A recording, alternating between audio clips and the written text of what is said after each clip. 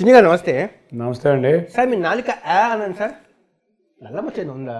ఏం చెప్తా అది అవుతుంది సార్. మీరు నాకు ఫస్ట్ ఒకటి 1.5 years 2 years బ్యాక్ ఏమేమి చెప్పాను నేను రివీల్ చేయడానికి అన్నీ అలాగే జరుగుతూ ఉంది. ఎలాగ సార్ అది గెస్సింగా? అది నిజంగా నల్లమచ్చ ఉందా ఏంటి? ఏం చెప్పాము గుర్తులేదు. గుర్తుంటే చెప్పేవాడిని. పరిస్థితులు అంతా అలాగే మారుతూ ఉన్నాయి మీకు అనుకూలంగా అని చెప్పి. మీరు కరెక్ట్గా పొలిటికల్ ఎంట్రీ ఇచ్చేటప్పుడు ఏదైనా మీరు వేణుస్వామికి ఏదైనా జాతకం చూపించుకున్నారా? నేను ఇప్పుడు దాకా ఎవరికి జాతకం చూపించలేదు. ఫస్ట్ థింగ్ అసలు నా నక్షత్రం కూడా నాకు తెలియదు, కానీ దేవుడిని నమ్ముతాం. నక్షత్రాలు జాతకాలు చూపించలేదు. వాటిని నమ్ముతాను, కానీ వాళ్ళు అని చెప్తే వింటానేమో, కానీ ఈరోజు ఎవరికి జాతకం వాటి వరకు నేను నా జన్మలో చూపించలేదు. సార్ దేవుడి తర్వాత రాజకీయాలు ఇంకెవరు నమ్ముతారు సార్? చంద్రబాబు నాయుడు గారు. సార్ నిజం చెప్పండి సార్. లోకేష్ అండ్ చంద్రబాబు నాయుడు గారిని. చంద్రబాబు నాయుడు ఇద్దరు? చంద్రబాబు నాయుడు గారిని, లోకేష్ గారిని. నిజం చెప్పండి సార్. చంద్రబాబు నాయుడు లోకేష్లో ఇద్దరు. ఎందుకంటే నేను లోకేష్ గారు ఇద్దరం కలిసి ఆయన నాయకత్వంలో పనిచేస్తున్నాం. ఏ డేషన్ అయినా ఆయన అల్టిమేట్ కాబట్టి ఆయన్ని ముందు నమ్ముతాం, తర్వాత లోకేష్ని, ఇద్దరిని నమ్ముతాం. ఎవరితో సన్నిహితంగా ఉంటామంటే అది లోకేష్ గారితో. ఎందుకంటే ఆయన చంద్రబాబు నాయుడు గారు అంటే పెద్ద ఆయన గౌరవం, లోకేష్ గారు అంటే ఆత్మీయత. మాట్లాడుకుంటాం మేము. చంద్రబాబు నాయుడు గారి దగ్గర అంత ఆత్మీయత ఉండదు కదా, భయం ఉంటుంది కాబట్టి ఆత్మీయంగా లోకేష్తో మాట్లాడతాం. సార్ లోకేష్ గారి కోటరీలో మీరు ఫెవికిక్ కూర్చున్నారు, ఆ రోజు నుంచి అలాగే ఉన్నారు సార్ స్థానము. ఎవరు కూడా మళ్ళీ మేము ఎవ్వరం లోకేష్ గారి క్వార్టర్ కాదు, మేము అందరం చంద్రబాబు నాయుడు గారి క్వార్టర్. అంటే మా నాయకులు అందరం చంద్రబాబు నాయుడు గారు. లోకేష్ గారితో అందరం కూడా మనం చూస్తే పాదయాత్ర మొదలైన కాంచి లోకేష్ గారి ప్రభంజనం ఏంటనేది అందరికీ అర్థమైంది. ప్రతి ఒక్కళ్ళని, ప్రతి నియోజకవర్గంలో అందరినీ దగ్గరికి తీసుకుని మీరు చూస్తే అనంతపూర్లో అస్మిత్ రెడ్డి, పట్టాల శ్రీరామ్, కేశవ్ గారు, ఇట్లా అందరినీ దగ్గరికి తీసుకుని ఆ నోట ఈ నోట వింటున్నాను. పాదయాత్ర ఖర్చు అంతా మనమే అంటగా. చిచి అట్లాంటి తప్పు అసలు ఏం లేదు, అసలు అటువంటిది ఏమీ లేదు. రాష్ట్ర పార్టీ నాయకత్వం పెట్టుకున్నాయి. ఇవన్నీ వచ్చే గ్యాసిప్స్ ఇటువంటివన్నీ నమ్మొద్దు. అసలు అంత పెట్టుకునే స్తోమత నాకు లేదు సార్. ఇప్పుడు ఏంటి, ఇప్పుడు సెంట్రల్ కాన్స్టిట్యున్సీలో మొన్న జరిగింది కదా ఇన్సిడెంట్, అది మన సీఎం జగన్మోహన్ రెడ్డి మీద దాడి అటెంప్ట్. అది ఏంటి సార్? కేసు బోండాబు మీద కేసు పెట్టారా లేకపోతే లేదా? అప్పుడు గోలకరాయి కేసు ఇక్కడ ఉన్న కమిషనర్ ఆ రోజు అత్యుత్సాహం ఎక్కువ ప్రదర్శించాడు. అసలు మొదట ఇక్కడ కరెంటు తీసేశారని బయటపెట్టిందే నేను. నాకు ఎలక్ట్రిసిటీ డిపార్ట్మెంట్ వాళ్ళ నైట్ నేను భువనేశ్వర్ గారి ప్రోగ్రామ్ ఉంటే తిరువూరులో ఉన్నా. తిరువూరు నుంచి వచ్చేటప్పుడు జగన్ మీద దాడి జరిగిందని ఎవరో చెప్పారు. ఏం జరిగిందంటే అదో రాయి తగిలిందంట, అది ఇదని చెప్పారు. చెప్పిన కొంచెంసేపటికి ఎలక్ట్రిసిటీ డిపార్ట్మెంట్లో నా సన్నిహితులు కొంతమంది ఫోన్ చేశారు. ఫోన్ చేసి కరెంటు తీశారండి కమిషనర్ గారి ఆధ్వర్యంలో, 2 సార్లు కరెంటు తీశారు, తీసేసిన టైంలో గొలకరాయి పడిందని చెప్పారు. కరెంటు తీయటం ఏంటి, సీఎం గారి ప్రోగ్రామ్ ఏంటి, కరెంటు తీయటం ఏంటి? మామూలు సీఎం గారి ఇల్లే 24 గంటలు కరెంట్ ఉంటుంది, సీఎం ప్రోగ్రామ్ అంటే ఇంకా కరెంట్ ఉంటుంది, అసలు కరెంటు తీయటం ఏంటి అని అన్నా. అసలు రాయి అట్టా పడింది, 1200 మంది పోలీస్ పహారం ఉంది, రాయి అట్టా పడింది అంటే ఏమోనండి మా డిపార్ట్మెంట్ కమిషనర్ గారు ఇన్స్ట్రక్షన్ ఇచ్చారన్న. నాకు ఫస్ట్ ఆశ్చర్యం వేసి ఫస్ట్ డే నెక్స్ట్ రోజు మార్నింగ్ కమిషనర్ గారు కరెంట్ ఎందుకు తీశారో చెప్పండి అన్నా. 3 రోజుల తర్వాత కమిషనర్ గారు దానికి ఎక్స్ప్లెనేషన్ ఇచ్చారు. ఏమని ఇచ్చారంటే సీఎం గారు వెళ్ళే రోడ్లో దారిలో చెట్లు ఉన్నాయి, లేకపోతే పైన తగులుతుంది, వైర్లు అన్నీ సీఎం గారు తగులుతాయని కరెంట్ తీసామన్నారు. మేము ఆశ్చర్యకరంగా రోడ్లోకి వెళ్ళాం. ఎక్కడ రోడ్డు మధ్యలో చెట్లు, కరెంట్ వైర్లు, రోడ్డు పక్కనే కరెంట్ వైర్లు. ఇదేదో డ్రామా జరిగిందని మాకు అనుమానం. ఈ డ్రామాలో మాకు వెంటనే కోడికత్తి గుర్తొచ్చింది. అనవైతే ఏదో కోడికత్తి డ్రామా లాగా ఇది కొత్త డ్రామా మొదలైందని. ఈ ప్రాసెస్లో రాయి ఏం జరిగిందంటే కమిషనర్ ఇంకా ఆశ్చర్యకరమైన రీతిలో ఇంకో విషయం చెప్పాడు.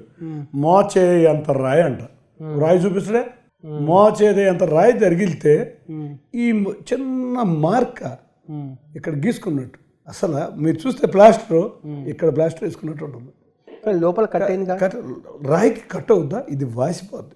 ఒక ఇంత మోచేయి అంత రాయి ఇట్లా ఇట్లా ఇట్లా ఎటన్నా తగలచ్చు. ఇదంతా వాసిద్ది కదా. నెంబర్ 1. నెంబర్ 2, ఈ కమిషనర్ గారి డ్రామా మేము గత 20 రోజుల నుంచి ఈ ఇన్సిడెంట్ జరగముందు నుంచి కూడా చెబుతున్నాం. సార్ ఎలక్షన్ కమిషనర్ గారు జగన్ రెడ్డికి తొత్తుగా వ్యవహరిస్తున్నాడు, ఇతను వెంటనే పదవి నుంచి తొలగించండి, లేకపోతే న్యాయం జరగదని. తర్వాత ఈ ఎప్పుడైతే గొలకరాయి డ్రామా జరిగిందో కోడికత్తి కేసులో ఒక దళితుని బలి చేశారు. అట్లాగే ఈ గొలకరాయిలో కొంతమంది బీసీ యువకులను బలి చేస్తా వాళ్ళని పట్టుకుని లోపలికి తీసుకెళ్ళి హింసించి బోండా ఉమ్మగారి పేరు చెబుదామని చెప్పమని చాలా గట్టిగా హింసించారు. కానీ వాళ్ళంతా ఎదురు తిరిగారు. ఇవాళ A1 మీద బుక్ చేసి A2ని కూడా దుర్గారావు అనే వ్యక్తి మా పార్టీ నాయకుడిని వదిలేశారు, ఏమీ లేదని. ఎందుకంటే వాళ్ళకి కూడా అర్థమైంది ఇదంతా రివర్స్ అయిపోయింది, ఈ డ్రామా అంతా రివర్స్ అయిపోయింది. మళ్ళీ ఇక్కడ ఎవరినన్నా బుక్ చేస్తే ప్రజలు ఎదురు తిరుగుతారు.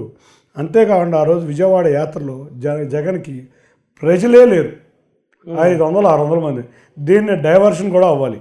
ఇటువంటి అన్నీ చేయడానికి ఈ గులకరాయి డ్రామా రైల్లోకి వచ్చింది. పోయినసారి కోడికత్తి కేసులో దళితుడు బలైతే వాళ్ళు గులకరాయి కేసులో కొంతమంది బీసీ యువకుల్ని బలి చేయడానికి ట్రై చేశారు. మేము ముందే గ్రహించి జాగ్రత్తగా ఉన్నాం కాబట్టి అందరినీ విడిచిపెట్టారు. 10 మందిని 2 రోజులు హింసించారు తీసుకెళ్ళి. సార్ ఇప్పుడు వెస్ట్ కాన్స్టిట్యున్సీలో యాక్చువల్గా 3 గ్రూపులు ఉన్నాయి కదా, ఏది బుద్ధ వెంకన్న గ్రూపు, జహీర్ ఖాన్ గ్రూపు, నాగుల్ మీరా, ఈ ముగ్గురు కలిసి చేస్తారు. మాకు అంతకుముందు కొంతమంది కోవర్ట్ ఆపరేషన్ చేసి మా నాయకుల్ని గ్రూపుల కింద విడగొట్టి మా కార్యకర్తలను గ్రూపుల కింద విడగొట్టారు. మా వాళ్ళందరూ గ్రహించారు. ఇవాళ అక్కడ మేము అభ్యర్థి కాదు, 4 ఎమ్మెల్యే అభ్యర్థులు ఉన్నారు కానీ సీట్లు ఒక్కడికి రాలా. అంతేకాకుండా మా పార్టీ అభ్యర్థి కాదు కానీ అందరూ 4 కలిసికట్టుగా ఒక్క వెస్ట్ నియోజకవర్గమే కాదు, మీరు చూస్తే మొత్తం ఎన్టీఆర్ జిల్లా అంతా దేవినేని ఉమా గారికి సీటు రాలా కానీ ఆయన కలిసి వసంత కృష్ణ ప్రసాద్ గారితో పాల్గొన్నారు నామినేషన్ కార్యక్రమం. దత్తు గారికి రాలా, ఆయన కలిసి కొరికపూడి శ్రీనివాస్తో పాల్గొన్నారు. 4 ఎవరైతే మా ఎమ్మెల్యే క్యాండిడేట్లు ఉన్నారో 4 కలిసి సుజనా చౌదరి ర్యాలీలో కానీ నా ర్యాలీలో కానీ కలిసికట్టుగా పాల్గొని బ్రహ్మాండంగా తెలుగుదేశం, జనసేన, భారతీయ జనతా పార్టీ అభ్యర్థుల కోసం గట్టిగా కృషి చేస్తున్నారు. సార్ ఇప్పుడు మీకు ఈ గెలిస్తే ఏం చేస్తారు సార్ ఈ పార్లమెంట్ కాన్స్టిట్యున్సీకి? ఇది ఫ్లాగ్షిప్ ప్రోగ్రామ్ లాగా నేను చేద్దాం అనుకుంటున్నాను అన్నది. మా ఎంపీ అంతకుముందు వెన్నిస్ చేసేస్తాను అని ప్రామిస్ చేశాడు. వెన్నిస్ కాదు కదా, ఏమీ చేయలేకపోయాడు. నేను అటువంటి ప్రామిస్ లేవు. సగటు మనిషి జీవన ప్రమాణాలు పెరగాలి. మా దగ్గర రోజువారీ కార్మికులు విజయవాడ నగరంలో ఎక్కువ, అసాంఘిక కార్మికులు ఎక్కువ. వాళ్ళందరూ కూడా చాలా ఇబ్బందుల్లో ఉన్నారు. ఇవాళ ఎందుకు ఇబ్బందుల్లో ఉన్నారంటే మన కళల రాజధాని అమరావతి లేకపోవడం. దానికి ఎందుకు అంటే ఇవాళ విజయవాడ వాణిజ్య నగరం, ఎక్కడ ఒక ఇండస్ట్రీ సరిగ్గా లేదు. 1 construction industry, 2 transport industry, 3 commercial trading. ఈ మూడిట్లోనూ కూడా ఒకదానికి ఇంటర్లింక్. అమరావతి ఆగిపోవటం వల్ల ఇవాళ ట్రాన్స్పోర్ట్ రంగం దెబ్బతింది, ఆటోమొబైల్ రంగం. అంతేకాకుండా ఇవాళ బిల్డింగ్ వర్కర్లు దెబ్బతిన్నారు. అంతేకాకుండా వాణిజ్య నగరం దెబ్బతింది. ఎందుకంటే రోజువారీ హమాలీలకి ట్రాన్స్పోర్ట్ హమాలీలు అవ్వచ్చు, ఐరన్ యార్డ్ హమాలీలు అవ్వచ్చు, సిమెంట్ హమాలీలు అవ్వచ్చు, ఎన్నో వేల ట్రక్కులు లోడై అమరావతిలో స్టీల్ దిగేది, అమరావతిలో సిమెంట్ దిగేది, రకరకాల కన్స్ట్రక్షన్స్ వచ్చాయి. దాంతో ఆటోమొబైల్ రంగం బాగుండేది. ఎన్నో ప్రాంతాల నుంచి ఇక్కడికి వచ్చి వ్యాపారాలు, అందరూ ఇక్కడ పనుల మీద వచ్చేవాళ్ళు. ఇక్కడ వ్యాపారాలు బాగుండేవి, హోటళ్ళు బాగుండేవి, షాపులు బాగుండేవి, మాల్స్ బాగుండేవి, కార్లు బాగుండేవి, ఆటోలు బాగుండేవి. వాళ్ళంతా స్తంభించిపోయింది గత 5 సంవత్సరాల నుంచి. ఇటువంటి నగరాన్ని దెబ్బతీశారు. ఈ నగరం ఆర్థికంగా అభివృద్ధి చెందాలంటే ఈ రంగాలన్నీ బాగుండాలి. కాబట్టి సగటు మానవ్ అందులో ఈ రంగాల్లో నేను ఒకటే చెప్తున్నా, ఆటోమొబైల్ రంగం తీసుకుంటే స్కిల్ డెవలప్మెంట్ మాకు 1965 నుంచి జవహర్ ఆర్డినరీ ఉంది. మేమంతా పాత పద్ధతుల్లోనే చేస్తున్నాం. ఇంకా ఇవాళ ప్రతి వెహికల్ డయాగ్నోసిస్ కంప్యూటర్ మీద అలవాటు అయిపోయారు. ప్రతి పెయింట్ వేయాలంటే హీట్ రూమ్ పెయింట్ కావాల్సి వస్తుంది. ఇటువంటి టెక్నాలజీ లేక మేమందరం వెనకబడిపోయి 1,00,000 మంది ఉన్న ఆటో నగరు ఇవాళ 70,000 మంది కార్మికులై మిగతా 30,000 మంది వలస వెళ్ళి ఆటో కార్మికులు, ఆటో డ్రైవర్ల కింద సెటిల్ అవుతున్నారు. వీటిల్లో స్కిల్ డెవలప్మెంట్ చేస్తే అది కూడా ప్రభుత్వం మీద ఎటువంటి పరిస్థితుల్లో ఆధారపడకూడదు. ఎందుకు ఆధారపడకూడదు అంటే ప్రభుత్వానికి చాలా పనులు ఉన్నాయి. 5,000 వెహికల్స్ ప్రతి సంవత్సరం ఆటోమొబైల్లో కొంటున్నాం, కొత్త వెహికల్స్ కొంటున్నాం. టాటా కంపెనీది కానీ, అశోక్ లైలాండ్ కానీ, ఓల్వో కానీ. వాళ్ళు వచ్చి ఎందుకు స్కిల్ డెవలప్మెంట్ సెంటర్ పెట్టరు? CSR యాక్టివిటీ కింద ఓ హీట్ రూమ్ పెయింట్లు ఎందుకు పెయింటర్లకి 2 రూమ్లు ఇచ్చి అసోసియేషన్కి ఎందుకు అప్పచెప్పరు? ఇటువంటి అసోసియేషన్లు స్ట్రాంగ్ చేసి అటువంటి టెక్నాలజీని పెంచి వాళ్ళ జీవన ప్రమాణాలు పెంచడం విజయవాడ నగరానికి. రూరల్లో నేను విస్తృతంగా తిరిగా, ఏ ఎంపీ తిరగనండి, సాగునీరు తాగునీరు సమస్య ఉంది. నేను ప్రతి రూరల్ గ్రామంలో, ప్రతి SC BC కాలనీల్లో తప్పకుండా RO ప్లాంట్లు పెట్టాలి 285 గ్రామాల్లో అని నా కోరిక. అది మొదటి 2 సంవత్సరాల్లో పూర్తి చేస్తారు. అది ఏ విధంగా పడుతుందంటే అది ప్రభుత్వం మీద దాని మీద కూడా ఆధారపడడం. చాలామంది ఎన్ఆర్ఐలు ఇక్కడ నివసిస్తున్నారు, వాళ్ళందరూ సహాయం తీసుకుంటారు. అవసరమైతే సిఎస్ఆర్ యాక్టివిటీ సహాయం తీసుకుని తాగునీటికి తప్పకుండా ఆర్ఓ ప్లాంట్లు బీసీ కాలనీలో ఎస్సీ కాలనీలో పెట్టి మా ప్రభుత్వం ఎట్టాగో అధికారంలో రాబోతుంది, స్థలం మేము ఇస్తాం, మీరు స్పాన్సర్ చేసి ప్లాంట్లు పెట్టండి అని ప్రభుత్వం మీద ఆధారపడకుండా నా స్వశక్తితో నేను ఏం చేయగలను విజయవాడ ప్రజలకు చేపిస్తాను.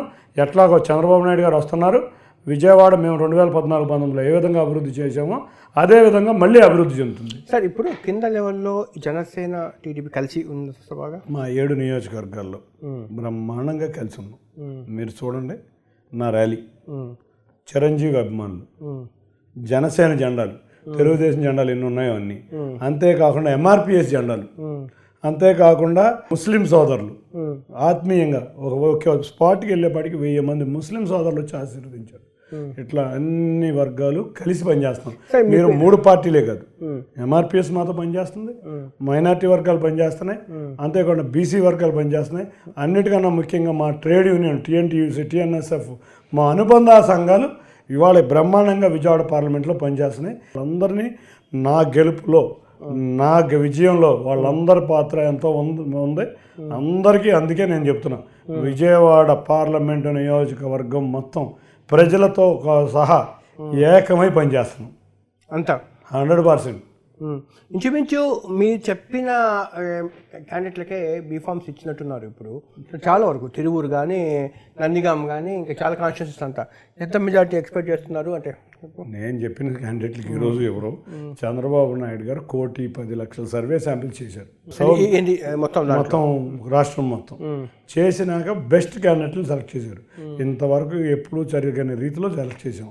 సౌమ్య గారు నాకు రాకముందు ఎప్పుడో అనౌన్స్ చేశారు. సౌమ్య గారిని నేను చెప్పిన క్యాండిడేట్ కాదు. ఇక తిరువూరు సర్వేల్లో ది బెస్ట్ క్యాండిడేట్ కింద సెలెక్ట్ అయినందుకు సెలెక్ట్ చేశారు. నన్ను కూడా 11 సర్వేలు చేశారు. 11 సర్వేల్లో నేను నెంబర్ 1గా వచ్చాను కాబట్టి నాకు ఇచ్చారు సీటు. సర్వే లేకుండా, సర్వే ఆధారం లేకుండా ఏ ఒక్క సీటు డిసైడ్ అవ్వాలి. విజయవాడలో ముస్లిమ్స్ వెస్ట్ కాన్స్టిట్యూన్సీలు ఎక్కువ మంది ఉన్నారు. వాళ్ళ జీవన ప్రమాణాల కోసం ఏముంటాయి? ఎందుకంటే ఇప్పటికీ కూడా చాలా వరకు అంటే ముస్లిమ్సే కాకుండా ఇంకా కొండ ప్రాంతాల్లో జీవనం సాగిస్తూ ఉన్నారు వాళ్ళంతా. మిగతా చాలా డౌన్ కమ్యూనిటీ అంతా వాళ్ళంతా అక్కడ ఉన్నారు. విజయవాడ పశ్చిమ నియోజకవర్గం అదొక మినీ ఆంధ్ర. అంటే ఆంధ్రాలో ఉన్న అన్ని కులాల వాళ్ళు అక్కడ ఉంటారు. ఆ పశ్చిమ నియోజకవర్గంలో వాళ్ళు మేము వచ్చిన కాడి నుంచి మీరు చూస్తే 2014-19లో ట్రాఫిక్ చాలా దారుణంగా ఉండేది. మేము కనదుర్గం ఫ్లైఓవర్ మేము అక్కడే చేసాం. మిల్క్ ఫ్యాక్టరీ ప్లాంట్లో డబుల్ రోడ్లు వేసాం. అండర్ గ్రౌండ్ డ్రైనేజ్ కొన్ని ప్రాంతాలకి వేయగలిగాం. ఇంకా మిగిలిన ప్రాంతాలు మిగిలి ఉంది. అక్కడ ముఖ్యంగా రోజువారీ కార్మికులు ఎక్కువ, అంతేకాకుండా వ్యాపారస్తులు కూడా అక్కడే ఉంటాయి. సగం వాణిజ్యం విజయవాడ వెస్ట్ నియోజకవర్గంలోనే జరుగుతుంది. అటువంటి ప్రాముఖ్యమైన ప్రాంతం. అంతేకాకుండా చాలా అందమైన ప్రాంతం. మీరు చూస్తే ఒకవైపు గాంధీ హిల్, ఒకవైపు కనదుర్గగుండి, ఒకవైపు కృష్ణ. ఎక్కడైనా సినిక్ బ్యూటీ అనేది విజయవాడలో ప్రమాణంగా ఉంటుంది. నిరుపేదలు ఉన్నారు సార్. అందుకే నేను చెప్పేది నిరుపేదలు ఉన్నారు, రోజువారీ కార్మికులు ఉన్నారు. నేను అదే అనేది, జీవన ప్రమాణాలు అంటే అదే. వాళ్ళని పిల్లలు చదివించుకోవాలి, వాళ్ళ పిల్లలు బాగుపడాలి. మన జీవితాలు ఏ విధంగా ఉన్నామని, మన పిల్లల యొక్క భవిష్యత్తు బాగుండాలి, మన పిల్లలకు ఉద్యోగాలు రావాలి. గత 5 సంవత్సరాల నుంచి మాకు ఉద్యోగాలు లేవు, మేము చాలా ఇబ్బందుల్లో ఉన్నాం. చంద్రబాబు నాయుడు గారు ఉన్నప్పుడు మేము అదే మొట్టవాళ్ళు మన ఈ మధ్య ఐరన్ యార్డ్కి వెళ్ళాం, వస్త్రలతకి వెళ్ళాం. నేను ఏ రోజైనా కూడా వాళ్ళతోనే కూర్చున్నా. వ్యాపారస్తులతో ఎంత సమయం స్పెండ్ చేస్తానో అక్కడ ముఠా కార్మికులతో కూడా అంతే సమయం స్పెండ్ చేస్తున్నాను. వాళ్ళందరూ నా చుట్టూ చేరి చంద్రబాబు నాయుడు గారి ప్రభుత్వంలో మేము ఆనందంగా ఉన్నాం, పిల్లలు చదివించుకోగలిగాం కాబట్టి మళ్ళీ ప్రభుత్వం రావాలనుకున్నారు. ఆ నిరుపేదలకి ఒక్క విషయం చెప్తున్నాం, ఇవాళ అక్కడ నుంచున్న అభ్యర్థి కూడా మనం ఒక అదృష్టంగానే భావించాలి. ఎవరు మొన్నటిదాకా అక్కడ నుంచున్న అభ్యర్థులు అందరూ అక్కడే వ్యాపారం చేసి అక్కడే దోచుకుని రకరకాలు చేశారు. కాబట్టి ఇవాళ అక్కడ ఉన్న అభ్యర్థి మోడీ సెంట్రల్ గవర్నమెంట్లో కూడా మాట్లాడగలిగిన వ్యక్తి, స్టేట్ గవర్నమెంట్లో నేను మాట్లాడగలను, సెంట్రల్ గవర్నమెంట్ వాళ్ళ సపోర్ట్ తీసుకుని తప్పకుండా నేను అనుకునేది ముందుగా చూడాల్సింది విజయవాడ పట్టణంలో విజయవాడ పశ్చిమ నియోజకవర్గం అని. రాబోయే 5 సంవత్సరాల్లో విజయవాడ పశ్చిమ నియోజకవర్గ అభివృద్ధి ఏ విధంగా దూసుకెళ్ళుద్దో మీరు చూస్తారు. ఎప్పుడు ఇంటర్వ్యూలో ఉన్నా ఇదే క్వశ్చన్ అడగండి, ఏం చేశారు మీరు చెప్పినాను. మళ్ళీ సంవత్సరంలో కనపడదాం, నేను గెలవబోతున్నాను. సార్ మీ కూటమికి 9 స్టార్ క్యాంపెయినర్స్ ఉన్నాక ఇంకా చిరంజీవి గారు కావాలని చెప్పి ఎందుకు పిలిపించారు? చిరంజీవి ఎవరు పిలిపించారు? అని యాక్చువల్గా కూటమి నుంచి కూడా ఒక రిక్వెస్ట్ వెళ్ళింది, ఆయన ప్రచారం చేస్తున్నారు. ఎవరైతే రాష్ట్రం బాగుపడాలనుకుంటున్నారో, ఎవరైతే ఆంధ్రప్రదేశ్ అధోగతి పాలైందని అనుకుంటున్నారో, ఎవరైతే ఇవాళ మన బిడ్డల భవిష్యత్తు బాగోలేదు, బిడ్డలు బాగుండాలనుకుంటున్నారో అటువంటి వారు ఎవరు వచ్చినా కూటమి ఆహ్వానిస్తుంది. మాకు స్టార్ క్యాంపెయినర్లనే కాదు, వాళ్ళు సమాజం కోసం స్పందించే వ్యక్తులు. సమాజ అవసరాలు మనం చూస్తే ఎప్పుడన్నా ప్రకృతి విపత్తు వచ్చినప్పుడు స్పందించేది ముందు చిరంజీవి గారు. అటువంటి వ్యక్తులకి ఒక విలువ గౌరవం ఉంటుంది. అటువంటి వ్యక్తులను కూడా తన చుట్టూ తిప్పుకుని విమర్శించటం, ఇటువంటి ఎన్నో కార్యక్రమాలు జరుగుతున్నాయి. వాళ్ళు వస్తానంటే మేము తప్పకుండా తీసుకున్నాం. మేమైతే ఆహ్వానించామని మేము అనుకోవట్లేదు. వారు వస్తానని ఉండొచ్చు. తప్పకుండా అటువంటి వ్యక్తులు రావాలి. సమాజం మారాలి. తప్పకుండా వాళ్ళ బాధ్యత కూడా ఉంది కాబట్టి వాళ్ళు బాధ్యత తీసుకుంటున్నారు అనుకుంటున్నాను. సార్, ఇప్పుడు మీకు మీ బ్రదర్ కేసినేని నానికి మధ్య ఏర్పడిన ఫస్ట్ ప్రపంచాలు, అభిప్రాయ భేదాలు, ఈ భేదాలు, వ్యక్తిగత గొడవలు ఇప్పుడు రాజకీయ వైరాలుగా మారాయి. రేపు ఎన్నికల తర్వాత ఈ రాజకీయ వైరం అలా కంటిన్యూ అవుతుంటుందా, లేకపోతే కలిసే అవకాశాలు ఉన్నాయా సార్ ఫ్యామిలీ పరంగా కూడా? నా జీవితంలో నేను కలవను. ఎందుకంటే 20 సంవత్సరాలు భరించాం, 20 సంవత్సరాలు దారుణాలు చూసాం కుటుంబం అంతా. ఆ చూసినా కూడా, ఇంకా అతన్ని ఎంపీ చేసినా కూడా అతని యొక్క వికృతమైన వైఖరి తట్టుకోలేకపోయాం. ఇవాళ నాకు గత 2 సంవత్సరాలు నేను అనుభవించిన మనోవేదన, ఈ జీవితంలో నేను ఇతనితో నాకు ఉండకూడదు, ఉండను. స్పష్టంగా చెప్తున్నా, ఎట్టి పరిస్థితుల్లో నా జీవితంలో అతనితో నేను కాంప్రమైజ్ అవ్వను. ఫైట్ అలాగే ఉంటుంది. ఫైట్ ఏంటి, know where war one side. మేము అత్యధిక మెజార్టీతో గెలబోతున్నాం. ఈ ప్రజా జీవితంలో స్వస్తి చెప్పి ఆయన హైదరాబాద్ పోయి గోల్ఫ్ ఆడుకుంటాడు.